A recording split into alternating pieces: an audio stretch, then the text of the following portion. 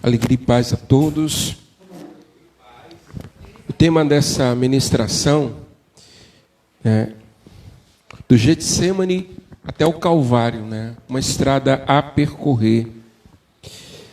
E a abordagem deste tema está dentro do terço da comunidade. É uma pregação, inclusive vocacional, e que a gente aborda sempre em nosso retiro. Mas também, além do nosso retiro, nós trazemos sempre esta mensagem na Sexta-feira Santa, nos nossos encontros. E tem muitos profetas da cruz que estão ligados conosco, de São Luís, Teresina e diversas cidades. E também tantos outros amigos que estão nos acompanhando. E já conhece um pouco desta palavra, mas quero convidar você, de modo geral, a percorrer, porque esse percurso do Getsemane ao Calvário também está a nossa história, está em nosso percurso, o nosso caminho. Eu me chamo Emanuel, tenho 41 anos de idade, casado com a Rosa, pai do Arthur, que já estava aqui ainda há pouco na live, estava aqui participando, já está para ali, Vai acabar, está um pouquinho quente. Deus abençoe diversas cidades, e Catu também conosco, na CPP eu vim ainda há pouco na live. O que nós aprendemos de Deus nesse percurso? O que nós aprendemos de Deus do Getsemane até o momento do Calvário? Lembre que eu disse que a nossa pregação ela tem um enfoque vocacional. Nós entendemos que há um mistério manifestado. O Verbo que se fez carne, nesse momento, ele percorre nessa carne toda a dimensão que a gente chama de soteriológica, a dimensão de salvação. Ele assume na sua humanidade toda a fragilidade que também percorre as nossas fragilidades. Jesus, ele vai assumir na sua humanidade as nossas fraquezas, os nossos medos. Com uma diferença: ele não sucumbe ao medo, ele não se afoga, ele não se paralisa diante das circunstâncias. Ele simplesmente, como um cordeiro mudo indo para o matadouro, assume uma grande missão. E eu gosto sempre, antes de nós começarmos a percorrer, são 5 passos, são 5 dos 5 mistérios do nosso texto. Eu preciso entender uma coisa que a gente sempre fala: o valor de uma vocação. Infelizmente a gente tem entendido no nosso meio que vocação é simplesmente uma profissão, que vocação é simplesmente um trabalho, um manuseio, uma aptidão. Mas é preciso entender que a vocação é um chamado por Deus desde a eternidade. E resumindo, a vocação é um chamado a ser. Às vezes nós até confundimos o nosso ministério, que está atrelado sim à nossa vocação, mas nós confundimos o ministério a uma vocação, e nós achamos que nós somos chamados simplesmente a fazer coisas, a percorrer coisas, E o Papa nos seus documentos tem falado muito: o ativismo exagerado tem nos distanciado da nossa essência. Muitas vezes chegamos à igreja, a algum lugar, à comunidade, e nós estamos ansiosos por fazer, por percorrer, por criar coisas, e nós estamos esquecendo de nos colocar aos pés do Senhor, porque a nossa vocação é um chamado a ser. É claro que nós precisamos fazer, é claro que nós precisamos trabalhar, é claro que nós precisamos colocar a mão na massa para que o reino de Deus seja manifestado, para que a palavra seja gerada, mas antes de tudo, eu preciso ser. E eu trago o exemplo. Jesus assumiu a sua vocação. A gente vai vendo a diferença. Jesus também assumiu o seu ministério. E quando ele estava no seu ministério, ele curava, ele pregava, ele ensinava. Interessante que o ministério atrai. A vocação é muito pessoal, o ministério atrai. O ministério é pregar, é cantar, tocar, cuidar de alguma área específica, e sempre atrai. Jesus sempre estava cercado de pessoas em sua volta. Mas quando ele vai assumir a vocação, não há mais atrativos. Ele vai começar no Getsemane, e até os discípulos que estavam com ele dormiram, para dizer que a vocação é pessoal, envolve uma resposta. Então nós não estamos para ser. Eu não gosto quando as pessoas até utilizam. Às vezes, na medida possível, eu faço uma pequena correção fraterna. Quando alguém diz que bom entretenimento. Não, música não é entretenimento, sabe? A nossa ministração não é entretenimento. Entretenimento é o que o mundo coloca nas telas, como já foi, né, ministrado no primeiro momento. Entretenimento é o que nos é dado todos os dias para preencher o joguinho no celular, sabe? O vício na Netflix, o vício nos filmes. O entretenimento é tudo aquilo que muitas vezes só quer nos distrair. E nós queremos, por cada momento, levar você à experiência do amor de Deus. Então, às vezes diz, eu não sei o que eu sou chamado porque eu não sei fazer nada. Nós fomos chamados a ser. E esses dias nós vimos o Evangelho. Maria que quebra o vaso. Isso é vocação. O vaso caríssimo. Derrama o perfume de nardo, bálsamo. Que vai nos dizer o valor disso? É o Judas que vai dizer, olha, isso vale 300 denários. Ou seja, 300 dias de serviço. Isso é muito caro. E eu perguntava esses dias, o quanto custa? Aquilo que nos custa, quando nós vamos quebrar para lançar aos pés do Senhor. Então, o ministério é um fazer, a vocação é um ser. E nesse momento Jesus assume aquilo que Ele chamou a ser. Mais do que nunca. É claro que não estou dizendo que em nenhum momento Ele deixou de ser filho de Deus. Claro que não, em nenhum momento. Enquanto Ele curava, enquanto Ele realizava milagres, Ele é o Filho de Deus. Mas nesse momento Ele vai assumir um chamado profundo. Ele vai agora para a cruz, para manifestar o amor de Deus. João 12:32. E quando for levantado da terra, atrairei todos a mim. E o primeiro momento que eu destaco, que Ele vai abraçar a sua vocação, está em Lucas capítulo 22. Evangelho de Lucas capítulo 22, versículo 44. Amém? Você está com sua Bíblia em casa, irmão? Pega sua Bíblia. É importante a palavra. Esses dias que nós estamos impossibilitados de estar na igreja, celebrando esses momentos junto com os irmãos, momento tão precioso. É importante agora essa comunhão, este alimento que é a palavra. Lucas 22, versículo 44, e vai dizer assim: Ele entrou em agonia e orava ainda com mais insistência, e seu suor tornou-se como gotas de sangue a escorrer pelo chão. Quanto mais agonia ele sentia, mais ele se curvava. Quanto mais problemas ele percebia que ele ia passar, mais ele curvava. Entrou em agonia e orava ainda mais. Nós estamos fazendo o contrário. Eu costumo dizer, nós estamos tentando resolver os nossos problemas e não deixando o espaço para que Deus se ocupe das nossas coisas, enquanto nós devemos nos ocupar com as coisas de Deus. Mas esse relato que nós contemplamos no texto, você vai ver que Lucas é o único evangelista. Segundo a tradição, Lucas também foi médico, e ele revela aqui com precisão. Ele traz um olhar muito clínico acerca desse momento que Jesus estava vivendo.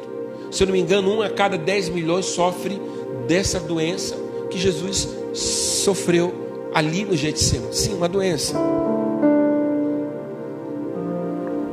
Essa inspiração desse texto, né? abrindo parênteses, bem rápido. Eu tive em 2011, quando eu estava na madrugada na capela. Eu dizia, Senhor, como contemplar o teu sangue em cada momento.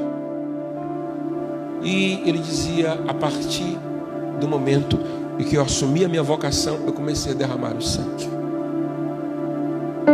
Que eu abracei. Talvez nem no momento que ele começou, no momento que essa vocação se tornou clara à humanidade. Então, o olhar clínico, e essa doença chama-se hematidrose. É um fenômeno raro. Ele só acontece em situações excepcionais. Para isso acontecer, Jesus passa por uma fraqueza física, abatimento moral violento, causado por uma profunda emoção, grande medo, terror, susto, angústia terrível. E ele sentiu carregando todos os nossos pecados, imagina, como uma rosa esmagada ao chão. Ainda nem precisou chegar à cruz para que toda essa sensação pudesse estar diante dos seus olhos.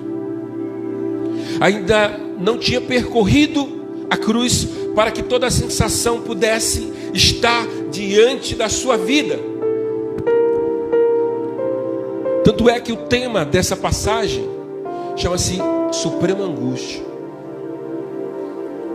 Se ele assume a nossa humanidade, ele assume as dores da nossa humanidade na carne, porque nós contemplamos em João 1, o verbo se fez carne, e essa carne que veio habitar entre nós, com gestos humanos, com olhar humano, sabe, palpando como homem, tocando, libertando, olhando, ele também vai sentir esse momento profundo. A nossa vocação revela profundamente os nossos medos. Por que nós temos medo de dizer sim a Deus? Por que nós temos medo de avançar? Porque nós estamos fechados na nossa humanidade, nas nossas feridas, sobretudo no nosso passado. E nós achamos que simplesmente nós temos o poder de resolver as situações da nossa casa. E nós o traímos. Aquelas 30 moedas que Judas colocou é muito mais barato do que o valor que a gente paga pelas traições de Jesus. Nós pagamos preços maiores. Nós não entendemos que quando nós estamos fracos, limitados, cansados, sem resposta, é nesta hora que nós precisamos ir ao encontro de Deus. E os discípulos não entenderam, porque dormiram. O Jesus que alguns dias estava transfigurado, agora está desfigurado. Não é atrativo aos olhos humanos, porque o que é atrativo aos olhos humanos é quando Jesus estava curando, multiplicando os pães, ressuscitando Lázaro. Tanto que a casa de Lázaro foi visitada por muito tempo, por muitas pessoas, por causa desse fenômeno. Mas no Getsemane, e depois a gente vai ver o percurso, já não há mais atrativo. Parecia um derrotado, um fracassado, no olhar humano. Nós precisamos colocar, sobretudo, as nossas decisões. Quanto mais angústia Jesus sentia, mais ele se curvava diante do Pai. Nós estamos recuando quando os problemas têm nos acontecido. Nós não temos entendido. Quantas vezes a gente ouve a expressão: eu não estou bem hoje, eu não vou à missa. Eu não estou bem, eu não vou à comunidade. Você não está entendendo que a presença de Deus, que o melhor momento para estar é quando você está angustiado, é quando você está sem a mínima vontade de rezar. Quanto mais angústia, mais curvado Jesus estava. E essa doença, como se as microveias que tem, né, começassem a dilatar. E eu trouxe aqui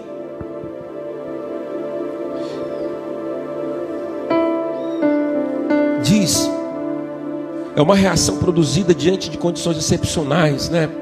A tensão extrema, com contrações musculares localizadas, produzem um rompimento das finíssimas veias capilares que estão sobre as glândulas sudoríparas. Eu não sou médico, nem eu nem você, talvez tenha um aí, tem um futuro médico aí nos acompanhando. O sangue se mistura ao suor e se concentra sobre a pele, e então escorre por todo o corpo. É uma informação, mas o que nos importa é que isso levou Jesus a gotejar sangue, e era sangue precioso, era sangue. Eu tive olhando aqui, teve um olhar muito profundo de Santa Teresinha do Menino Jesus. Ela disse que essas gotas é como se caíssem e brotassem flores, jardins. O sangue ali parece que começava a brotar flores. Ela dizia assim: lembra-te da noite de tua agonia, ao teu sangue misturavam-se as lágrimas, orvalho o teu infinito valor, fez germinar flores virginais, um anjo mostrando-te esta colheita escolhida, fez renascer alegria em tua face bendita. Santa Teresinha dizia que as lágrimas e o sangue de Jesus caindo ali faziam germinar almas eleitas de Deus.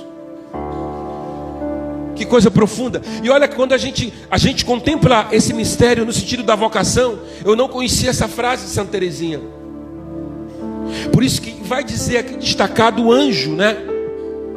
Do anjo, apareceu-lhe então um anjo do céu para confortá-lo, está no versículo 43. Então fazia esse anjo, coletava as lágrimas, o sangue de Jesus, e ali germinava almas sedentas, almas decididas. Então fez brotar almas, vocações naquele momento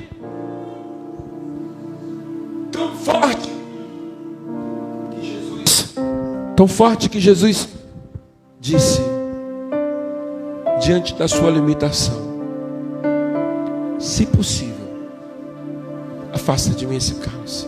É o que nós dizemos quando nós estamos cercados de medo, de pavor, quando nós não sabemos como conduzir. Mas Jesus rezou a segunda parte e ele disse: mas se faça a tua vontade. Pai, faça a tua vontade. Esse é o primeiro momento. Aqui começa. Não é a minha vontade que tem que prevalecer, não é o meu desejo que tem que prevalecer, não são os meus impulsos que tem que prevalecer, mas é a tua vontade. Não existe cristianismo sem renúncia. É hora de abraçar a vontade de Deus. O segundo momento que nós contemplamos está nos açoites. No pátio, Jesus era flagelado. A vocação passa pelo flagelo, pela humilhação, pelas rejeições. O caminho de dores é ao mesmo tempo um caminho de cura. Manuel, tu estás lendo, que livro é esse? É uma apostila nossa mesmo. A gente cria, eu criei essa apostila. Estou tirando desta leitura do caminho vocacional nosso. O caminho de dores revela o caminho de cura que nós precisamos percorrer. Nós não somos curados sem antes passarmos por todo o processo de aceitação da nossa própria história. E onde a gente vai concluir esta palavra está em Isaías 53, que depois também São Pedro repete na sua palavra: por suas chagas fomos curados. A nossa história é marcada por rejeições, por dores, por medos, por sentimentos de fracasso, por rejeições. Quantos de nós fomos rejeitados, nos sentimos amados? Por isso que nós estamos num tempo de apelo emocional. Esses dias eu falava, eu partilhava com um irmão de comunidade, muito santo e muito bonito também, e ele dizia assim: hoje se fala muito de inteligência emocional. Esse rapaz mesmo, se fala muito de inteligência emocional. Mas eu faço uma pergunta a você: você já ouviu falar do dom de sabedoria? Foi isso que me lembrou? Foi. Disse, já viu o dom da sabedoria? Você sabe o que o dom da sabedoria proporciona no homem? A capacidade de compreender as coisas de Deus e de saber lidar com as situações. O dom da sabedoria que todos nós recebemos no batismo. Inteligência emocional, equilíbrio diante das situações. Nós estamos esquecendo do que nós fomos revestidos. Nós estamos esquecendo daquilo que fomos, daquilo que Deus colocou em nosso coração. Então nós somos curados pelas chagas de Jesus. Mas a nossa história tem que ser tocada pelo Senhor. Essa história é marcada pelas dores, pelos medos, pelos fracassos. Eu preciso, uma das coisas para compreender. Então por que eu peço, mas eu não sinto Jesus me curar? Quando nós falamos de cura, principalmente a cura interior, nós estamos falando que nós precisamos antes reconciliar-nos com o nosso passado. Não é simplesmente dizer, Jesus me toca, Jesus me cura, e tudo vai acontecer num passe de mágica, como algumas denominações proclamam. Não é assim. É preciso o caminho. Para a cura, você precisa abraçar a tua própria história. Reconcilia-te com o teu passado, para que o Senhor adentre o teu presente. E hoje nós estamos em situações de apego emocional. Os relacionamentos hoje são extremamente, apegados ao extremo. Um só faz se o outro for. Nós estamos indo ao fundo do poço, onde ao invés de dependermos de Deus, estamos dependendo das pessoas. Nós acabamos invertendo. Nós acabamos precisando de Deus e dependendo das pessoas, e deve ser o contrário. Nós precisamos depender de Deus, devemos aprender a depender de Deus e precisar das pessoas. Hoje se fala de resiliência, mas você já ouviu falar do dom da fortaleza? O que ele faz em nós? Ele faz nós olharmos para o céu diante de qualquer tempestade e não ser sucumbido pelas situações da vida. A fé não nos deixa intocáveis, nos dá direcionamentos para conduzirmos as situações difíceis da nossa vida. Jesus quer te curar, irmão, e também fisicamente.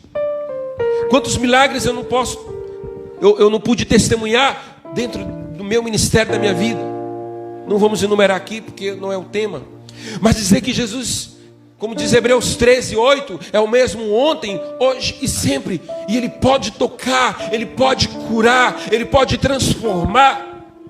Mas muito mais, Ele quer restabelecer a nossa comunhão com Ele. O pecado nos desestabilizou, nos distanciou de Deus.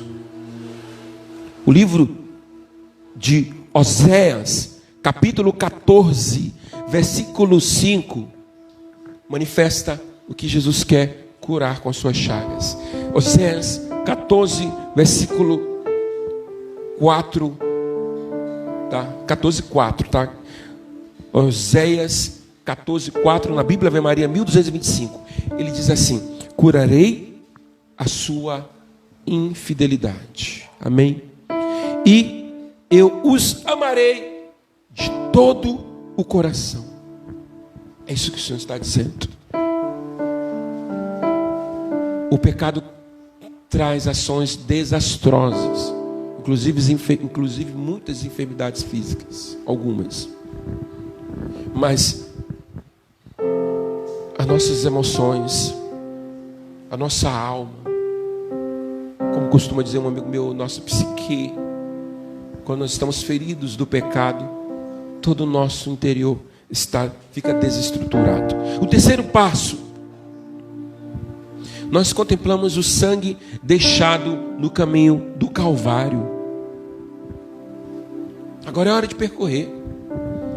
Jesus sofre no Getsemane, vai para o pátio, é humilhado, com toda a narrativa que é proclamada hoje. Se você puder participar de alguma celebração, né, pela TV, você vai ver essa narrativa de tudo aquilo que Jesus passa, toda a humilhação, a coroa de espinhos, sabe, toda a zombaria possível. E agora ele é obrigado a carregar a própria cruz. É hora de percorrer. A nossa vida é marcada pelos obstáculos. E aí começa, se eu não me engano, não vou arriscar aqui porque estamos online, mas acho que uns 400 ou 600 metros. Eu acho que não dá quilômetros. Mas parece interminável. Você imagina que fosse 100 metros, carregando uma cruz, humilhado, desfigurado. É muito. E ele começa. Eu vou destacar 3 momentos, tá? Que acontece 3 momentos desse percurso. Nós contemplamos 14, né, na Via Sacra. Mas 3 momentos. Jesus cai 3 vezes. Já todo o peso humano e todo o peso espiritual da humanidade. Ele não está pagando pelo seu pecado, mas pelos nossos. Quantas vezes nós caímos ao carregar a cruz? Jesus cai, segundo a tradição, 1, 2, 3 vezes. E ele cai. Quantas vezes nós caímos? São Felipe Neri diz que quem rejeita a sua cruz vai encontrar outra mais pesada. Não confunda a cruz com o fardo. O fardo nós colocamos aos pés do Senhor. A cruz precisa ser carregada. A carta aos amigos da cruz, se eu não me engano é de Montfort, não é? A carta aos amigos da cruz diz: não arraste a sua cruz, carregue-a com dedicação. Você não pode abandonar a cruz. Você vai encontrar outra pior. Nós caímos. As nossas limitações. Hoje mesmo pela manhã eu dizia a um amigo: o que é santidade? Santidade não é não pecar, que é quase impossível. Santidade é reconhecer-se como pecador e necessitado da graça de Deus. É saber que você está lutando constantemente para ser amigo de Deus, para ir para a eternidade. É saber que você está numa luta constante. O santo é aquele que cai, como disse São João Paulo II, mas é lembrando isso que a gente vem falando muito tempo. A gente cai e levanta. Isso é santidade, é quando eu me esforço para ser amigo de Deus, mesmo em meio às minhas fraquezas. Um outro episódio, Jesus consola as mulheres de Jerusalém. E aí, um escritor antigo vai dizer que Jerusalém já significava a própria igreja do qual ele morreria. E ele entregaria o seu corpo e o seu sangue. Ele sofre por essa igreja indigna de compreender esse mistério de amor. Um outro momento que eu destaco nesse caminho: Simão Cirineu ajuda Jesus a carregar a cruz. Ajuda. Tem gente que está carregando o fardo do outro. Ou melhor, tem gente que está querendo carregar a cruz do outro. Ajudar a carregar a cruz hoje, levar essa pessoa a caminhar com as suas próprias pernas. Algum momento a gente ajuda, mas a cruz não é nossa. Mas ajudar a carregar a cruz do outro é se tornar sensível à realidade, às misérias, às fraquezas, à pobreza, às situações do outro. Nós estamos diante de uma sociedade desumanizada, que não consegue compreender o valor da vida, o valor, das situações do outro. É claro que nós temos as nossas próprias cruzes, mas nós precisamos ajudar o outro também a carregar, porque muitas vezes ele está precisando apenas de uma palavra ou de uma ajuda. Cirineu, precisamos sentir a dor do outro. Carregar, ajudar a carregar. Nós vimos a palavra de Isaías esses dias. O Senhor deu-me a língua, de discípulo, para que eu saiba reconfortar o que está abatido. Também me deu ouvidos de discípulo. Toda manhã meus ouvidos despertam para ouvir a palavra de Deus. Sejamos sensíveis à dor do outro. O quarto momento E agora nós vamos para o quarto. Nós contemplamos um episódio que não está narrado na Bíblia.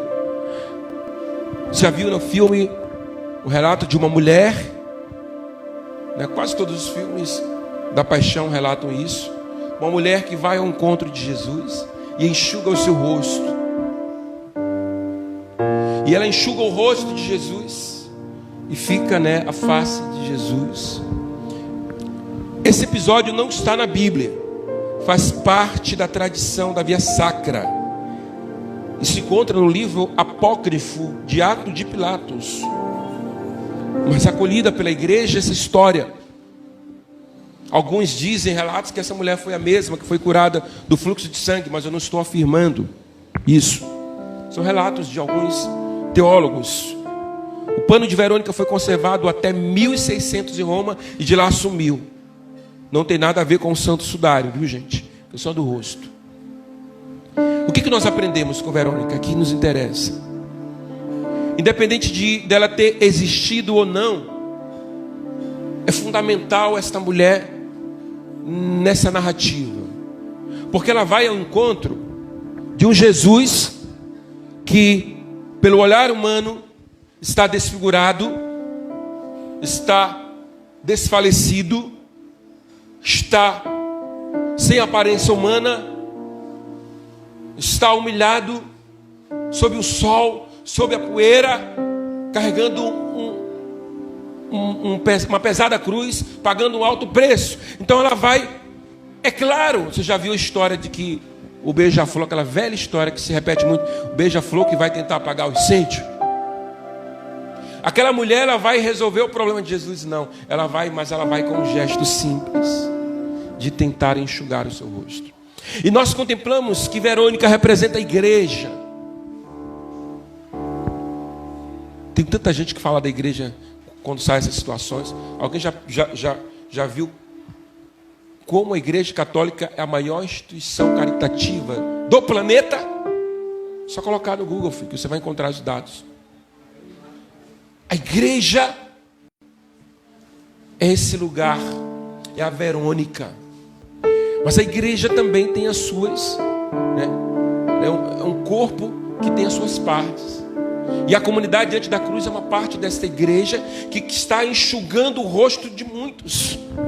Quantos casamentos, quantas pessoas, quantas vidas Deus nos já transformou, porque o nosso papel é enxugar o rosto. Cada pessoa que chega, talvez você esteja agora precisando ter o rosto enxugado por esta palavra, por este encontro, por essas lives, por este momento. Talvez você precise ter o rosto enxugado, e nós estamos aqui para enxugar o rosto, porque a comunidade diante da cruz, enquanto parte do corpo de Cristo, quer enxugar o rosto. Mas ela traz uma toalhazinha.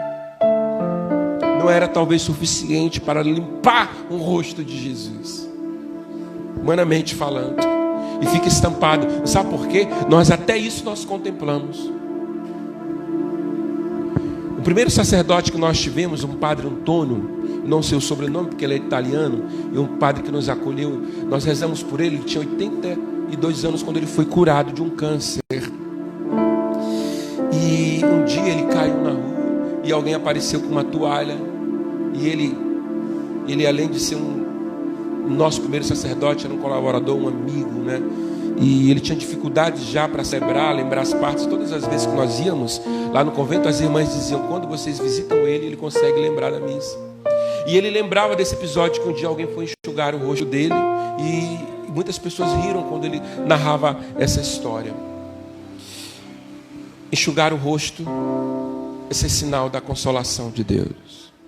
E ele dizia isso porque nós havíamos falado. Sabe o que aquela toalhazinha representa para nós? O Espírito Santo. O Espírito Santo tem as marcas do Filho. E o Espírito Santo é o Consolador. Era a simples forma que ela tinha para enxugar o rosto. Existindo ou não, esse episódio nos ensina muito. A maior riqueza que a comunidade diante da cruz pode dar para alguém é a graça da reconciliação com Jesus, é ter as marcas do sangue impressa na sua alma, é ter o Espírito Santo que consola. Amém? E o último passo: o sangue e água. que jorrou do lado aberto de Jesus na cruz.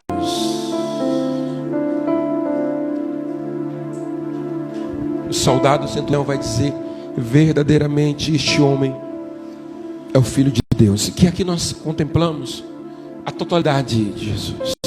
Ele não desiste, ele prossegue, ele vai, ele abraça.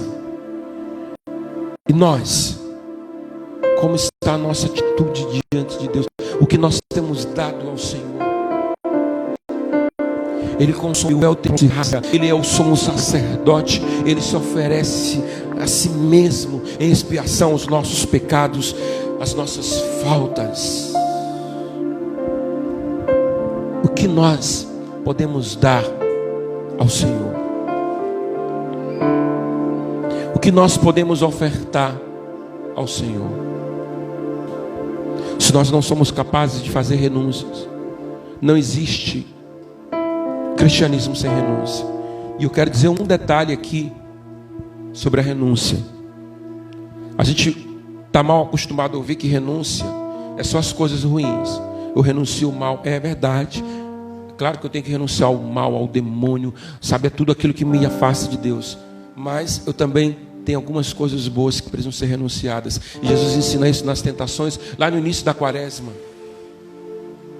O pão, o ter, o poder, né, e o prazer são coisas boas. Tudo dado na hora errada. Existem renúncias que você precisa fazer, que elas aparentemente podem ser boas, mas se elas se afastarem da palavra de Deus, da cruz e da vontade de Deus, você precisa esmagá-las. Senão você não vai entrar na eternidade. Jesus abre as portas da eternidade, e por Ele nós temos livre acesso. Por Ele nós temos o acesso aberto.